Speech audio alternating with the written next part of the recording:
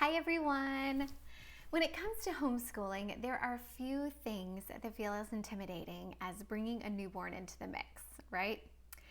So today I'm sharing what worked for us as we welcomed our own third child. I've broken it down into 5 phases that will help you transition throughout the year. You ready? So phase 1 is prepping. Now, to be fair, this is not a phase that we all get, right? So maybe your baby is welcomed quickly or unexpectedly through adoption, or maybe your pregnancy requires bed rest. But whenever possible, if you're feeling healthy and you're nesting, try to use that time to prep your whole house, not just the nursery. Many times, our tendency is to nest for the baby, right?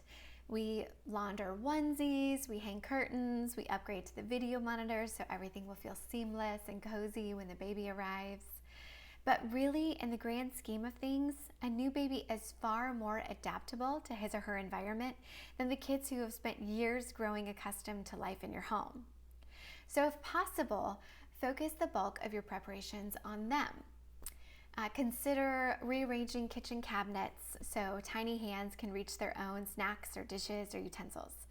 Set up an area of the home for quiet play with crafts and books and activities for little ones to safely occupy themselves while you're tending to the baby.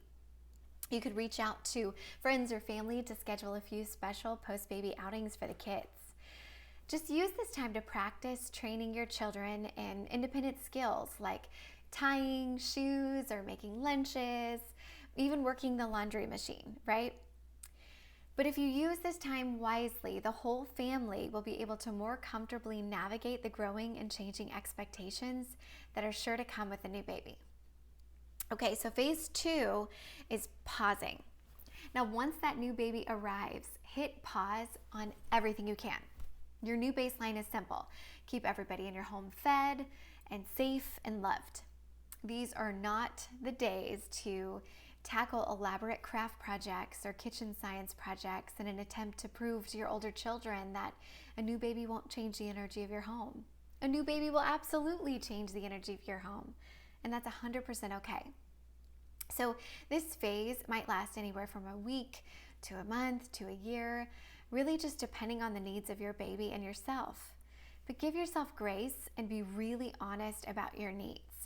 Babies grow quickly and they change often, so there will be days that flow seamlessly and days that don't. Resist the temptation to make bouncing back any part of your postpartum pressure, and instead let yourself transition slowly and steadily as you regain your footing and just settle into each other.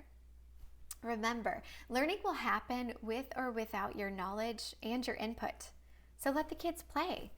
There's absolutely no need to rush the process. Okay, phase 3 is peppering. So once you're feeling just a bit more settled as a family, begin to pepper in more intentional learning moments that involve the baby. So can your 3-year-old hold open a book for you to read aloud while you nurse? Can your 4-year-old memorize a lullaby or a poem to whisper to the baby before bedtime? Learning is everywhere. By peppering in a few rhythms that incorporate the new baby, 2 things will happen. Number 1, the older children will begin to see how a growing family can take care of each other's needs. And number 2, you will get that daily proof that learning can indeed exist within the confines of a new routine. Okay, phase 4, persisting. So soon enough, your baby falls into a more predictable rhythm, right? You'll learn your baby's signs and their signals. You'll be better able to anticipate naps or diaper changes at certain times, and you'll know you can count on at least a few uninterrupted hours of sleep for yourself. So now is the time to persist beyond survival mode. Start by incorporating a few pre-baby rhythms, right? Maybe the ones your family loved most, poetry over pancakes or exploring in the woods. See if you can leave the baby behind with your partner or caretaker for an afternoon at the museum or really any other favorite outing. But here's the thing, as your baby grows, you will find the time and the focus and the energy to pour into your kids' educations individually again. You'll find the time to research a new STEAM project your daughter might love or to dive into new authors to recommend for your son's next read aloud. You'll find the focus for that marathon Lego build during the baby's nap.